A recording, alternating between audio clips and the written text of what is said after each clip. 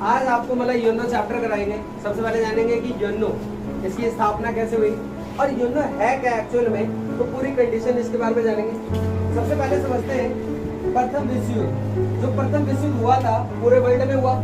अब ये कब होता है?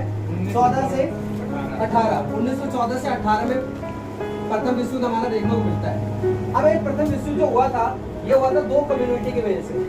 एक कम्युनिटी का नाम था केंद्र राष्ट्र, केंद्र राष्ट्र, और एक था हमारा मित्र राष्ट्र। तो यहाँ पर जो प्रथम विश्व युद्ध हुआ था, एक तो हुआ था केंद्र राष्ट्र और दूसरा हुआ था एक्चुअल में ये दोनों ग्रुप है। अब इन दोनों ग्रुप में से आपका जो केंद्र राष्ट्र है, अब केंद्र राष्ट्र में मेनली जो कंट्री देखने को मिली है, एक तो जर्मनी, ऑस्ट्रिया हंगरी, और यहाँ पर एक बहुत बड़ा साम्राज्य था जिसे आज हम टर्की के नाम से जानते हैं। तुर्की, इंग्लिश में से टर्की बोलते हैं, हिंदी में से तुर्की बोलते हैं। तो जिसे हम तुर्की के नाम से आज जानते हैं, पहले उसे ऑटोमन साम्राज्य के नाम से जानते थे। ऑटोमन साम्राज्य। तो एक तरफ हमारा केंद्र राष्ट्र में जर्मनी, ऑस्ट्रिया हंगरी और ऑटोमन साम्राज्य था, जो कि उस समय काफी ज्यादा विकसित थे। और दूसरी तरफ हमें देखने को मिलता है मित्र राष्ट्र। मित्र राष्ट्र में जो कंट्री देखने को मिलती है, ये देखने को मिलता है ब्रिटेन, एक तरफ हमारा यूएसएसआर, फिर यहाँ पर एक कंट्री है जिसको बोलते हैं फ्रांस हो गया। और यहाँ पर जो हमारा इटली जो देश है, ये इटली भी हमारा मित्र राष्ट्र के अंदर में था। और यहाँ पर बात करें यूएसए, तो यूएसए भी हमारा मित्र राष्ट्र में था। तो यहाँ पर मेनली कंट्री को देखिए यूएसए, यूएसएसआर हो गया, ब्रिटेन हो गया, फ्रांस, इटली, फिर केंद्र राष्ट्र में। और मेनली यहाँ पर एक और कंट्री देखने को मिली, जो कि यहाँ पर एक छोटी सी कंट्री थी जिसको बोलते हैं सर्बिया। एक सर्बिया नाम की कंट्री थी, और यहीं से ही कहानी स्टार्ट होती है। सर्बिया के माध्यम से ही होती है। तो समझते क्या हुआ था प्रथम वर्ल्ड वॉर में? कुछ तो रीजन रहा होगा, बिना रीजन के कोई युद्ध तो होता नहीं है। जैसे आप में होता था तो गाली गलौज हो गई तो युद्ध हो गया, मतलब युद्ध की लड़ाई हो गई।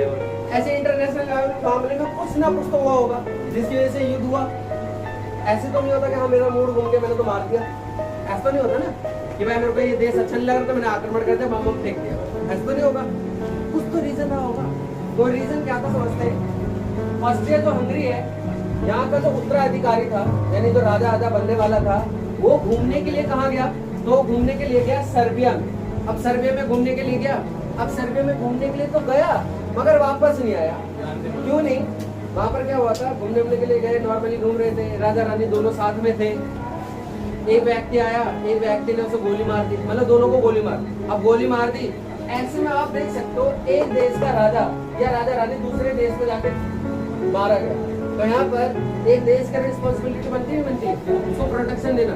इसलिए आपने देखा होगा जब भी कोई दूसरे देश का किसी भी देश में जाता है तो वो देश प्रोटेक्शन पूरा देता है। जैसे वहाँ का प्रेसिडेंट यहाँ पर आता है, मतलब जैसे अमेरिका का प्रेसिडेंट है भारत में आता है तो भारत को पूरा प्रोटेक्शन देता है, देता नहीं देता। और गलती से भी ऐसे कुछ एक्टिविटी हो जाती है तो यहाँ पर पूरा ब्लेम देश पे जाएगा। और सेम टू सेम कंडीशन यहाँ पर पैदा हुई। अब ऑस्ट्रिया ने इसके खिलाफ में मोर्चा खोलकर युद्ध करने की कोशिश यहाँ पर, मतलब युद्ध की घोषणा कर ही दिए रहा। फिर यहाँ से इसने इन देशों को बुला लिया, मित्र राष्ट्र और मित्र राष्ट्र में ये सारी कंट्री। तो सर्बिया की तरफ से ये वाली सारी कंट्री हो गई। फिर ऊपर से ऑस्ट्रिया हंगरी ने जर्मनी को बुला लिया, ऑटोमन साम्राज्य को बुला लिया। ये सारी कंट्री हो गई केंद्र राष्ट्र में। और ऐसे घमासान युद्ध मतलब चला था फर्स्ट वर्ल्ड वॉर में। तो बहुत सारे लोग इसमें मारे गए, बहुत ज्यादा त्रासदी हुई। अब ऐसे में देखा जाए तो शांति कहाँ है? शांति तो है ही। तो शांति कायम करने के लिए विश्व में फिर एक संगठन बनाया, अंतरराष्ट्रीय संगठन बनाया। इसलिए बनाया शांति कायम करने के लिए। तो यहाँ पर जो अंतरराष्ट्रीय संगठन हमें देखने को मिला,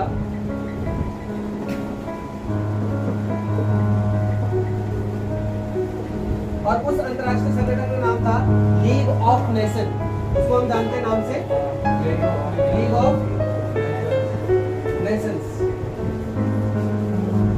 तो लीग ऑफ नेशंस की स्थापना हो जाती है फर्स्ट वर्ल्ड वॉर के बाद, यानी 1990 1919 में कब हुआ? 1919 में। तो 1919 से 20 के दौरान में यहाँ पर एक संगठन बन गया, अंतर्राष्ट्रीय संगठन लीग ऑफ नेशन। और लीग ऑफ नेशन क्यों बना था? क्योंकि ऐसा युद्ध यानी विश्व युद्ध इस वर्ल्ड में दोबारा ना हो, इस वजह से लीग ऑफ नेशन की स्थापना की गई। मगर आगे आपको मतलब एक युद्ध और देखने को मिल जाएगा जिसे बोलते हैं दूसरा विश्व युद्ध। अब यहाँ पर एक चीज ध्यान रखना, जब ये केंद्र राष्ट्र हारा, मित्र राष्ट्र जीत गया था, केंद्र राष्ट्र हार गया। अब मित्र राष्ट्र ने क्या किया कि बहुत सारी संधि वगैरह बनाई, संधि बनाने के बाद केंद्र राष्ट्र में थोप। और उस संधि में क्या लिखा था? जैसे कि जर्मनी के ऊपर एक संधि थोपी गई थी, उसका नाम था वर्साई की संधि। वर्साई की। अब इस वर्साई की संधि में कुछ बातें लिखी हुई थी, जैसे कि ये जो फर्स्ट वर्ल्ड वॉर हुआ है यानी प्रथम विश्व युद्ध हुआ है, उसका कारण जर्मनी, ऑस्ट्रिया हंगरी और हमारा ऑटोमन साम्राज्य। पहले तो ये कहा। फिर इस चीज की भरपाई कौन करेगा?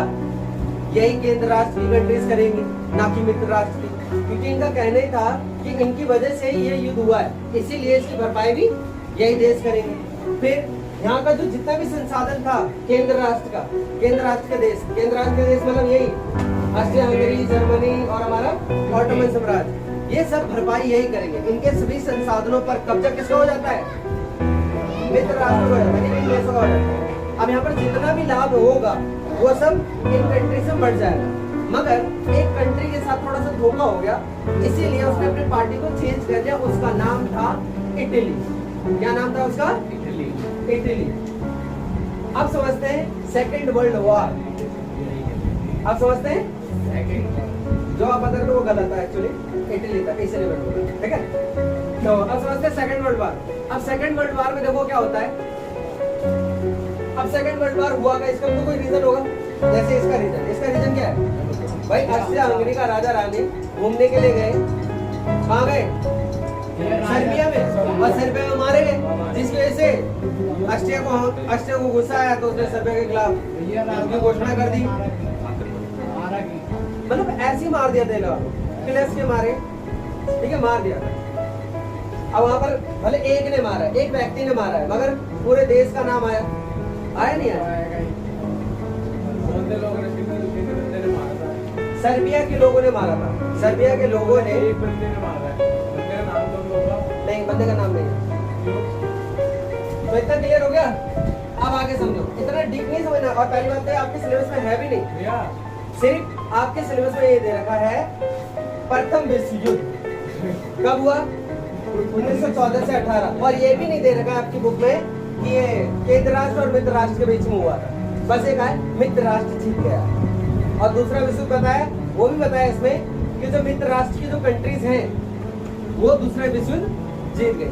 और जो हमारा उस समय जो था दूरी राज था, उसमें जर्मनी, इटली, जापान था। ये आगे भी आपको बताऊंगा कहानी में। तो इतना मेनली डिफाइन नहीं किया गया, इतना बता रहा हूँ, बहुत ऐसी कोई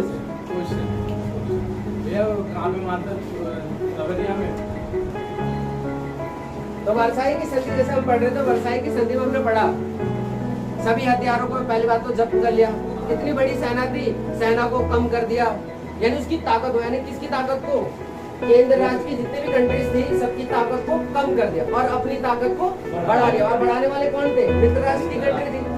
और इनकी ताकत को इन्होंने कम कर दिया, सेना भी कम कर दी, ताकत भी कम कर दी, जितने संसाधन थे संसाधनों पर कब्जा भी कर लिया। और सभी संसाधनों का लाभ कौन उठाते थे? मित्र राष्ट्र। मगर एक घटना ऐसी हो गई, इटली को संसाधन का थोड़ा सा हिस्सा नहीं मिला, यानी गद्दारी होने लगी इटली के साथ। तो इटली के साथ जो गद्दारी हुई, इटली ने पाला चेंज कर दिया और द्वितीय विश्व युद्ध में वो इनके अगेंस्ट, मतलब मित्र राष्ट्र के अगेंस्ट में चला जाता है। तो अभी कहानी समझेंगे उसकी। तो यहाँ पर जैसे आपने पढ़ा वर्साई की संधि, तो वर्साई की संधि थोप दी गई थी किस पर? जर्मनी पर। और ये जो वर्साई की संधि थोपी गई थी, एक सम्मेलन हुआ था जिसको बोलते हैं पेरिस सम्मेलन, यानी फ्रांस की राजधानी क्या है? पेरिस। पेरिस में एक सम्मेलन हुआ था, इसको बोलते हैं पेरिस सम्मेलन।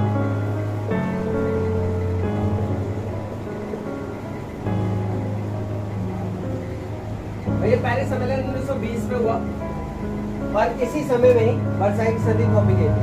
आगे चलकर 1933 में क्या होता है? जर्मनी के अंदर 1933 में एक व्यक्ति बढ़ता है जिसका नाम होता है एडॉल्फ हिटलर। नाम तो सुने हो?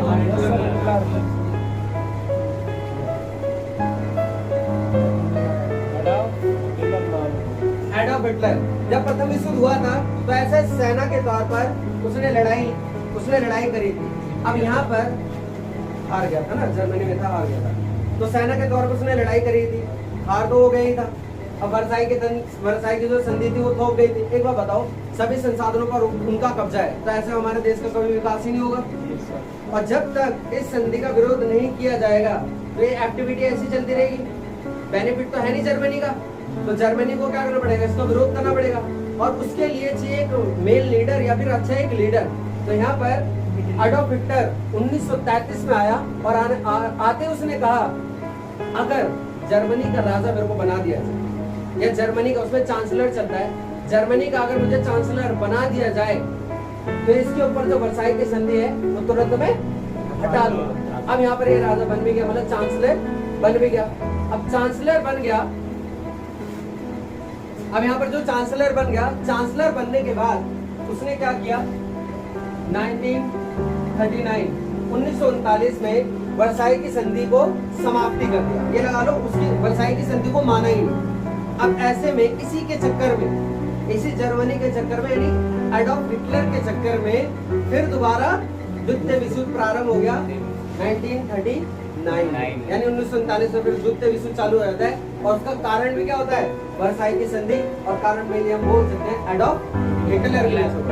ठीक है, तो यहाँ पर द्वितीय विश्व युद्ध समझते हैं। अब द्वितीय विश्व युद्ध में दोबारा से दो ग्रुप हो जाते हैं। एक ग्रुप हो जाता है मित्र राष्ट्र और एक आपका धुरी राष्ट्र। धुरी मित्र राष्ट्र में ये जितने भी कंट्री आपको दिखाई दे रही है वो सेम मित्र राष्ट्र में यही कंट्री थी, मगर एक कंट्री यहाँ से निकल गई, इटली, यानी इटली ने अपना पाला चेंज कर लिया, कारण आपको बता दिया। और धुरी राष्ट्र में 3 कंट्री मिली, हमें देखने को मिली, और भी कंट्री थी मगर मेन कंट्री 3 थी। तो यहाँ पर एक जर्मनी, जापान और इटली। तो जर्मनी, जापान, इटली ये मेनली 3 कंट्री माने गए धुरी राष्ट्र के अंदर। और मित्र राष्ट्र में सारी सेम गई, फिर घमासान युद्ध चलता है। और एक चीज आपने गौर करी होगी, ये दोनों युद्ध कहाँ हुए, यूरोप के अंदर ही, यानी यूरोप ही चपेट में आया और यूरोप का सबसे ज्यादा नुकसान हुआ। और अभी आप देखोगे ना, और आपने बताया ना, जिसको जितनी ज्यादा ठोकर लगती है उतनी तेजी से विकास करता है। तो सेम टू सेम यही एक्टिविटीज यूरोप के साथ हुई है। यूरोप को जितनी ठोकर लगी है ना, 2 बार ठोकर लगी है, इतना किसी दूसरे महाद्वीप को नहीं लगी। और अभी में आप देखोगे तो यूरोप विकसित कंट्रीज में, मतलब विकसित कंट्री में जितने भी देश है सारे विकसित कंट्री के कैटेगरीज में आते हैं। फ्रांस, ब्रिटेन, जर्मनी, स्पेन हो गया, डेनमार्क हो गया, स्वीडन हो गया, मतलब बहुत सारी कंट्रीज है, स्विट्जरलैंड हो गया, नाम तो सुने होंगे, सारे सब यूरोप की कंट्री है। और इन्हीं लोगों ने युद्ध झेला है और किसी ने नहीं झेला, तो भी देख लो कितनी डेवलप है। फिर आगे हम देखें दूसरे विश्व युद्ध, जैसे आपको बताया था, इनके बीच में दोबारा घमासान युद्ध चला जाता है। और इसमें ये जो आपका छोटा सा जापान दिखाई दे रहा है, ये जापान पहले इतना खतरनाक था, इतने बड़े रूस को अकेला ले गया, इतने बड़े चीन को अकेला ले गया, सिंगापुर, मलेशिया, जितने भी नाम सुने आपने, सभी को अकेला ही ले गया। हाँ, सब इंडोनेशिया पूरा कब्जा, यानी लगाओ यहाँ पर जितने भी देश है ना छोटे छोटे, सब पर कब्जा कर लिया अकेले, सब पर। चाइना, रूस, वो सबको, मतलब इतनी छोटी सी कंट्री, ठीक है, जापान, ठीक है। तो जापान इंडिया में नहीं गया था, इंडिया का सहयोग दिया था, क्योंकि यहाँ पर इंडिया में उस समय पहली बात तो वो इंडिया था ही नहीं हमारा, ब्रिटिश भारत था, यानी ब्रिटेन था, भारत नहीं था वो, ब्रिटेन था वो। ऐसा क्योंकि ब्रिटेन का पूरा कंट्रोल था, तो भारत तो था ही, ब्रिटिश भारत था। क्या था? ब्रिटिश भारत। तो ब्रिटिश भारत था, और ब्रिटिश भारत किसके साथ था? अमेरिका के साथ था ना। तो एक ही तरफ आपने देखा होगा, यहाँ से मतलब बहुत सारे व्यक्ति, जैसे सुभाष चंद्र बोस द्वितीय विश्व युद्ध में क्या चले गए थे, जर्मनी चले गए थे, जर्मनी से मतलब मदद मांगी, फिर वहां से एक सेना बना के लेके आए थे, इसको बोलते हैं आजाद हिंद फौज। और आजाद हिंद फौज यहाँ पर लेके आए तो ब्रिटेन के खिलाफ में लड़े थे, और तब जाकर हमें आजादी में थोड़ा और योगदान मिला था, क्योंकि ऐसे में उनको बहुत ज्यादा नुकसान होता चला जाता। तो उनको तो प्रॉब्लम क्रिएट होती चली जा रही है ना ब्रिटेन के लोगों को। इसलिए ब्रिटेन के लोगों ने आजादी दी। सिर्फ हम मानते हैं महात्मा गांधी ने आजादी दी, मगर एक्चुअल में ये सारे फ्रीडम फाइटर्स नहीं होते तो हमारा भारत आजाद भी नहीं होता। और अहिंसा के आधार पर आप तुम सोचो कि अहिंसा अपना कर कोई देश आजाद हुआ है तो आप बताओ पूरे इतिहास में, पूरे वर्ल्ड में, अगर इतिहास के पन्ने उठा के देख लो या पूरे वर्ल्ड में देख लो, ऐसा कोई सा भी देश नहीं होगा जो कि बिना युद्ध के लड़ा हो, बिना हिंसा के लड़ा हो। लड़ा है तभी जीता है, तभी एक अलग देश बना है। तो यहाँ पर हिंसा के साधन के माध्यम से ही यहाँ पर कोई देश आजाद हुआ है, बिना हिंसा के कोई देश आजाद नहीं हुआ है। और भारत ने भी हिंसा अपनाई थी, मगर एक ही व्यक्ति था जो अहिंसा पर चिल्ला रहा था और अहिंसा को आगे बढ़ाया था। मगर हम कह नहीं सकते कि अहिंसा के आधार पर ही हमारा भारत आजाद हुआ था, हिंसा भी हुई थी। और लास्ट में आप देखोगे ये अहिंसा के जो पुजारी थे हमारे महात्मा गांधी जी, उन्होंने ही आगे चलकर हिंसा अपनाई थी। जो कि आपको एक नारा याद होगा, करो या मरो। अब ये करो या मरो हिंसा है अहिंसा है? हिंसा है ना भाई। करो या मरो क्या है? या लड़ो या मरो तो क्या है? हिंसा है। तो आगे चलकर गांधी जी ने भी अहिंसा का रास्ता छोड़ के हिंसा ही अपनाई थी। फिर आगे देखो यहाँ पर समझते हैं अब इन दोनों के बीच में कौन सा न्यूज चला जाता है, जिसमें कि ये जो हमारा जर्मनी है, जर्मनी अच्छा खासा पावरफुल था। अगर यहाँ पर देखा जाए जर्मनी के साथ धोखा नहीं होता, वो भी धोखा किसने किया जर्मनी के साथ? प्रकृति ने धोखा किया। कैसे किया समझते हैं? जर्मनी मारते यूएसएसआर जो था, यूएसएसआर बहुत अंदर तक खदेड़ता चला गया। ये लगा लो मतलब बहुत बड़ा एरिया जीत लिया था जर्मनी ने अकेले। किसको? यूएसएसआर वाले एरिया को। मगर प्राकृतिक ने साथ नहीं दिया, जिसका जर्मनी का। क्यों? क्योंकि इतनी बड़ी सेना मारते अंदर तक घुसती चली गई थी। ये लगा लो पूरे यूएसएसआर पे कब्जा कर चुकी थी जर्मनी। अच्छा खासा पावरफुल था।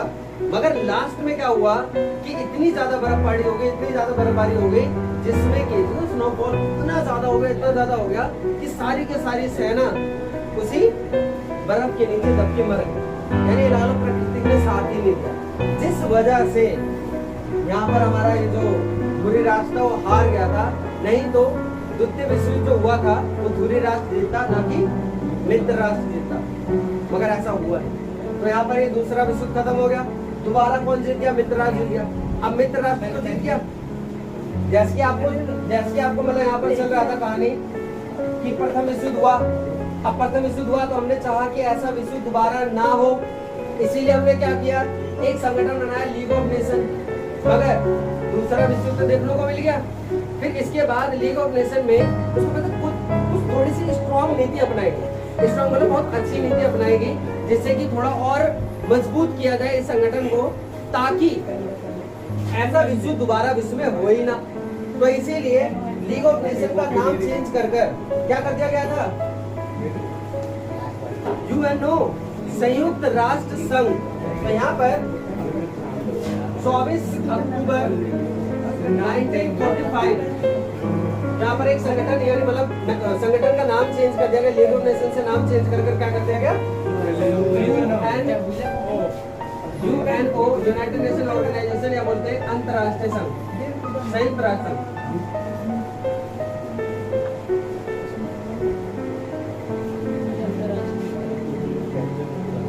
ये अंतरराष्ट्रीय संघ है, इसका नाम अंतरराष्ट्रीय संघ का नाम क्या है? संयुक्त राष्ट्र संघ। इतना क्लियर हो गया आपको? अब यहाँ से जो कैटेगरीज हम समझते हैं वो संयुक्त राष्ट्र संघ के समझेंगे। और संयुक्त राष्ट्र संघ जो था वो असफल था या सफल था? सफल था। क्यों? क्योंकि तीसरा विश्व युद्ध अभी तक नहीं हुआ, इसीलिए संयुक्त राष्ट्र संघ अभी तक चल रहा है। यहाँ पर ये चेंज हो गया, लीग ऑफ नेशन, उसका कारण युद्ध हो गया, शांति कायम करने में असफल रहा। फिर इसके बाद इसको नाम चेंज कर दिया गया, बना दिया गया यूएनओ 24 अक्टूबर 1945 में। और इसके 6 दिन बाद ही एक देश शामिल हो जाता है और उस देश का नाम है भारत। तो 6 दिन बाद यानी 30 अक्टूबर 1945 को भारत भी इस यूएनओ में शामिल हो जाता है। और जैसे कि आपको पता है कि यूएनओ का मोटिव क्या है? पूरे विश्व में शांति स्थापित करना। जो मतलब गरीब देश है या अल्प विकसित देश है, उन देशों का विकास करना। और जो अंतरराष्ट्रीय स्तर पर जो मुद्दे होते हैं, जैसे ग्लोबल वार्मिंग ग्लोबल वार्मिंग पता है आपको, विश्व ताप वृद्धि, जिसकी वजह से जो यूवी किरणें हैं, यूवी मतलब अल्ट्रा वायलेट किरणें, या फिर बोले पैराबैंगनी किरणें। अब पैराबैंगनी किरणें हमारे पर डायरेक्ट पड़ती है, तो डायरेक्ट पड़ने के कारण जो बर्फ होता है, यानी जो हमारा ग्लेशियर है पहाड़ में, वो ग्लेशियर पिघल रहा है। अब पिघलने के बाद पानी बन रहा है और पानी का स्तर बढ़ रहा है, और पानी का स्तर बढ़ेगा तो जितने टापू वाले जो क्षेत्र है वो डूब जाएंगे। ये तो चलो ठीक है। उसके बाद आपने एक चीज गौर करी होगी, 4-5 साल पहले का मौसम और अभी के मौसम में जमीन आसमान का अंतर आपने देखा। पहले क्या होता था, ठंडी आती तो अपने समय पे आती थी, मगर आज तो ठंडी आज आती है पता ही नहीं चलता। अक्टूबर आने को है, पहले अक्टूबर में तड़ाके की ठंड पड़ती थी, अक्टूबर नवंबर दिसंबर जनवरी फरवरी मस्त ठंड पड़ती थी, और यहाँ पर फरवरी में ठंड तो पता ही नहीं चलती, और जनवरी में ऐसी ठंड पड़ती है जैसे कि शुरुआती दौर में मतलब पड़ रही हो। और बल्कि मतलब जो हमारा जनवरी है, जनवरी में इतनी ठंड पड़ती थी, बहुत हद से ज्यादा पड़ती थी, हमारा आज को ठंड भी नहीं पड़ती। अक्टूबर नवंबर देख रहे हैं, अक्टूबर नवंबर दिसंबर के अराउंड ही मतलब तुम्हें थोड़ी बहुत ठंड देखने को मिलेगी, इतनी ज्यादा भी नहीं देखने को मिलेगी। ये लगा लो पहले के लोग तो मतलब रजाई पहन के मतलब निकालते थे, आज तो नॉर्मल टी शर्ट शर्ट वैट पहन के मतलब। ये सब क्या है, क्लाइमेट में चेंज हो रहा है। अभी क्लाइमेट में जो चेंज हो रहा है हमारे लिए खतरा है या सही है? खतरा है।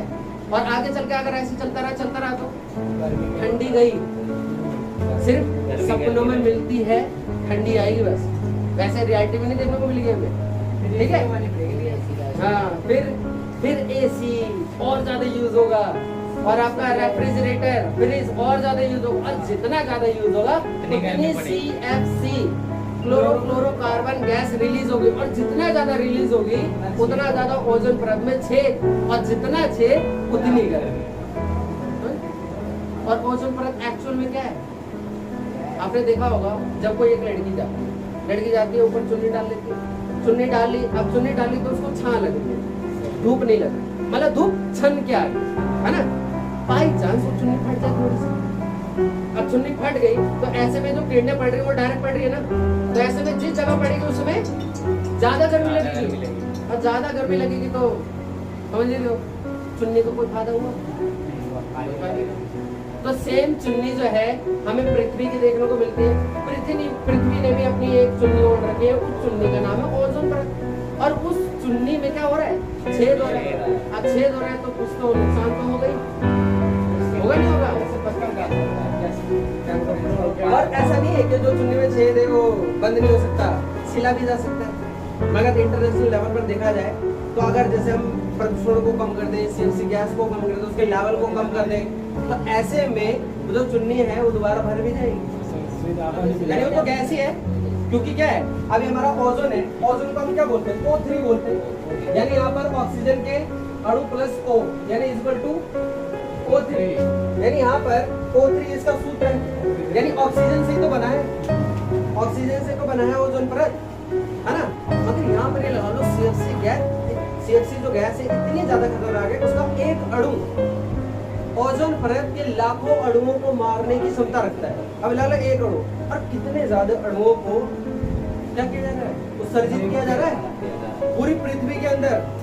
यहाँ तो चलो भारत के अंदर इतना नहीं, मगर विकसित कंट्री में देखो इतनी ज्यादा गैसेस होती है, इतनी ज्यादा गैसेस, इतना हद से ज्यादा, बहुत सारी प्रॉब्लम क्रिएट होती है, इतनी नहीं होती। आया समझ आता है? फिर आगे समझते हैं। अब यहाँ पर हम पूरा योनो का रोल समझेंगे।